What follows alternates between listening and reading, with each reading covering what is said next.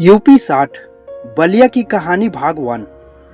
मिट्टी की खुशबू और अधूरी मुस्कान। बलिया की सुबह बाकी शहरों जैसी नहीं होती।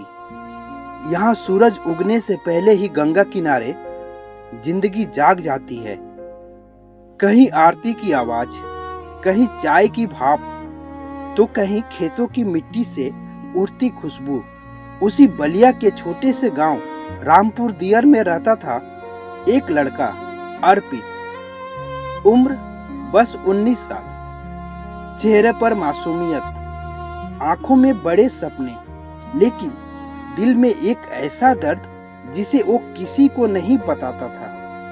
अर्पित के पिता नाव चलाते थे। बरसात में गंगा जब उफान पर आती तो कई कई दिन घर में चूल्हा तक नहीं जलता। माँ दूसरों के घरों में रोटी बनाकर घर चलाती थी। गरीबी थी, लेकिन प्यार बहुत था। हर शाम अर्पित गंगा किनारे बैठकर एक पुरानी डायरी में कुछ लिखता रहता। गांव वाले कहते, ये लड़का बड़ा होकर अफसर बनेगा, लेकिन अर्पित मुस्कुरा देता, क्योंकि उसके सपने अब किताबों से ज्यादा जिम्मेदारियों के नीचे दब चुके थे। एक दिन उसकी माँ अचानक बीमार पड़ गई। डॉक्टर ने शहर ले जाने को कहा, लेकिन जेब में सिर्फ 240 रुपए थे। उस रात अर्पित पहली बार टूटा था। गंगा किनारे बैठकर वो रो पड़ा।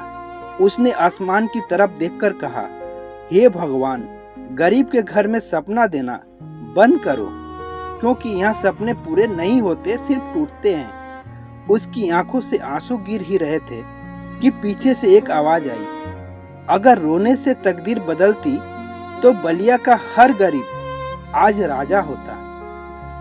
अर्पित ने पीछे मुड़कर देखा। एक बूढ़ा आदमी खड़ा था, सफेद दाढ़ी, कंधे पर गमछा और आंखों में अजीब सा सुकून।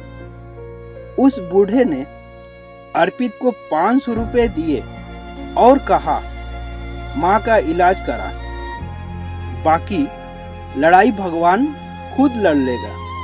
अर्पित कुछ बोल ही नहीं पाया।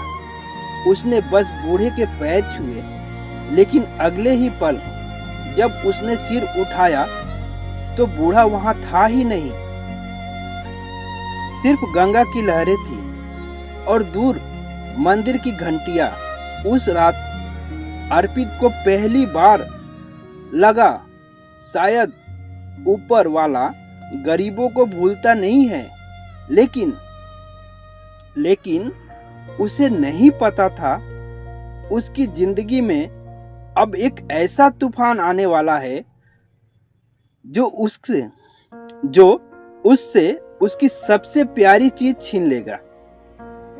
चलिए जानते हैं भाग 2 में अर्पित की जिंदगी में होगी एक लड़की की एंट्री, और वहीं से शुरू होगी प्यार, दर्द और बलिया की मिट्टी से जुड़ी एक ऐसी कहानी जो दिल को अंदर तक रुला देगी। भाग 2 देखना ना भूलें।